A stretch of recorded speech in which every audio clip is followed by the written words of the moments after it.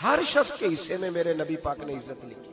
ہر شخص کے حصے میں رسول پاک نے وقار. رشتوں کو حضور نے اتنا مضبوط کر دیا, اتنا مضبوط کر دیا کہ رشتے رشتے نہیں درد بن گئے.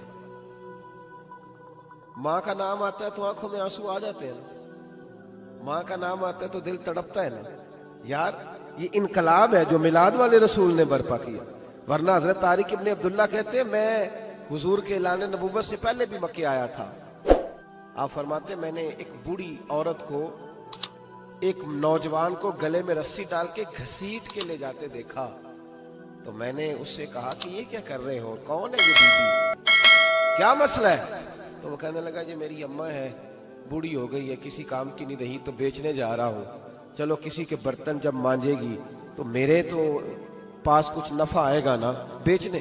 یہ داستانیں نہیں. ابھی بھی جن لوگوں کی طبیعت سخت ہوتی ہے وہ قتل نہیں کر دیتے ماں باپ کو.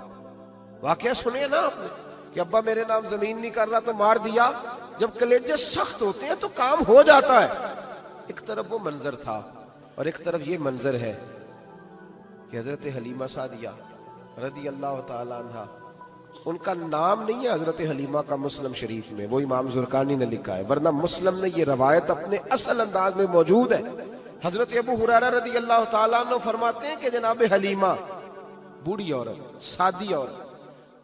اگر آپ کبھی معاشرتی لحاظ سے حضرت حلیمہ کا انداز دیکھیں گے نا, توجہ ہے میری بات پر, سمجھ آ رہی ہے آپ حضرات کو؟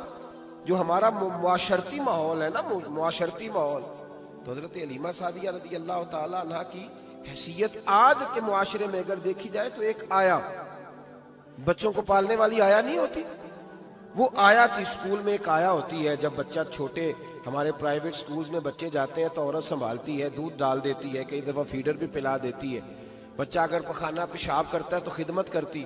یہ عورتیں اس زمانے میں چھوٹے بچے لے جاتی تھی, پالا کرتی. تو بتانا دائی کی, آیا کی, میں مثال دے رہا ہوں, اور نرس کی کیا حیثیت ہے معاشرے میں.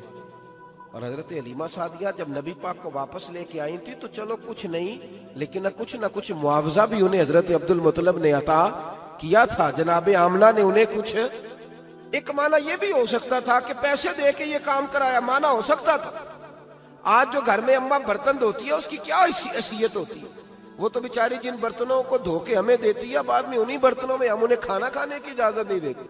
لیکن میرے رسول پاک نے رشتوں کو عزت دے دی, اس طرح کی عزت دی, اس طرح کی عزت دی کہ جناب حلیمہ مسجد نبی کا دروازہ گزری ہی تھی کہ حضرت ابو ہریرہ فرماتے ہیں نبی پاک منبر پر اٹھ کے کھڑے ہو گئے. رسول پاک کھڑے ہوئے, نبی پاک.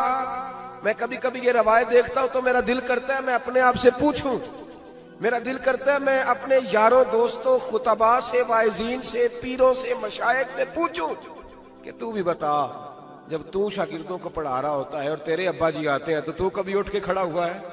اپنے جیسے لوگوں سے, اچھے علماء کی بات نہیں کرتا, کبھی سوال کرو. یہ بڑا مشکل کام ہوتا ہے, بڑا مشکل کہ عالم دین تقریر کر رہا, والد آ جائے, بندہ اٹھ کے کھڑا ہو.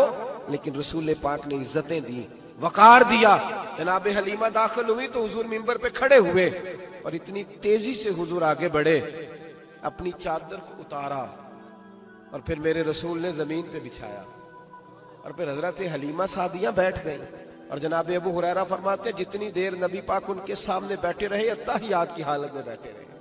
حضور نے رشتوں کو وہ وقار دیا, وہ حسن دیا کہ رشتے درد بن گئے ہیں. اب ماں کا نام دل میں بعد میں آتا ہے, زبان میں بعد میں آتا ہے, آنسو پہلے آتے ہیں. اب ماں کا رشتہ ایک وقار ہے, ایک حسن. الحاوی للفتاوی میں امام جلال الدین سیوطی رحمت اللہ نے لکھا ہے فتح مکہ کے بعد نا کمال ہو گیا. وَرَأَيْتَ النَّاسَ يَدْخُلُونَ فِي دِينِ اللَّهِ أَفْوَاجًا, فوجوں کی فوجیں دین میں آ گئی. ایک زمانہ تنہائیوں کا ہوتا ہے, ایک عروج کا ہوتا ہے. عروج کے زمانے میں بڑے تعلق, بڑے رش, بڑی باتیں. اب حال یہ تھا فتح مکہ کے بعد کہ پہلے تو ایک آدھ آدمی کلمہ پڑھتا تھا، فوجوں کی فوجیں آتی. ایک دن نہ نبی پاک نماز پڑھانے آئے مسجد میں. میرے نبی پاک صلی اللہ علیہ وسلم جب مسجد میں آئے تو مسجد کھچا کھچ بھری ہوئی، گلیاں بھی بھری، 10,000 کے قریب لوگ مدینے میں جمع ہیں حضور کے پیچھے نماز پڑھنے کے لیے. پڑھیے صلی اللہ علیہ وسلم. نبی پاک صلی اللہ علیہ وسلم تشریف لائے نا، جیسے ہی مسجد میں داخل ہوئے تو 10,000 کا مجمع اٹھ کے کھڑا ہو گیا. ہمارے لیے لوگ کھڑے ہوتے ہیں تو ہماری آنکھیں پرنم نہیں ہوتی، بلکہ ہم اپنا حق سمجھتے ہیں. ہم کہتے ہیں ان کا بنتا ہے کھڑے ہونا. حالانکہ بھائی دنیا سب کے لیے کھڑی نہیں ہوتی. جب کوئی کھڑا ہونا تو نظر جھک جانی چاہیے اور تیرے دل میں خیال آنا چاہیے کہ یا اللہ مجھ پہ رحم ہی رکھنا، اے اللہ میری پردہ پوشی کرنا، یا اللہ یہ تیری دی ہوئی عزت ہے، مہربانی کر خفیہ تدبیر سے محفوظ فرما. کہ ہمیں احساس نہیں ہوتا الا ماشاءاللہ. اللہ کے محبوب داخل ہوئے تو 10,000 کا مجمع کھڑا ہو گیا. 10,000 آدمی کھڑا ہو تو ایک کیف بنتا ہے. تو میرے جیسا آدمی تو ویس کوٹ سیدھی کرنے لگ جاتا ہے نا کہ بڑی شان ہے جناب، کالر ٹھیک کر لو، دستار سیدھی کر لو، کیا بات. اتنے لوگ بھی کبھی کسی کے گاڑی کے پیچھے بھاگے. لیکن نبی پاک کا انداز کیا تھا؟ رسول پاک کی آنکھوں میں آنسو آ گئے. 10,000 آدمی کھڑا ہوا، حضور رو پڑے اور اتنا روئے کہ جناب ابو ہریرہ رضی اللہ تعالیٰ عنہ فرماتے ہیں کہ میں نے نبی پاک کے سینے سے آواز نکلتی دیکھی. جب آدمی زیادہ روتا ہے تو سینے سے آواز آتی. حضور روئے کہ سینے سے آواز آئی. آپ فرماتے ہیں پھر حضور نے آنسو پوچھے، پھر نماز مکمل ہوئی. جب لوگ چلے گئے تو حضرت ابو بکر صدیق اٹھ کے قریب گئے، کہا یا رسول اللہ صلی اللہ علیہ وسلم آج کوئی وجہ نہیں تھی رونے کی، آپ آئے ہیں اور رونا شروع کر دیا. تو میرے محبوب فرمانے لگے آج جب میں نے اپنی وہ شانیں دیکھی، وہ مقام دیکھا تو مجھے اپنی اماں کی یاد آ گئی. ماں کی یاد، رشتوں کو وہ عزت دی، وہ وقار دیا، وہ حسن دیا.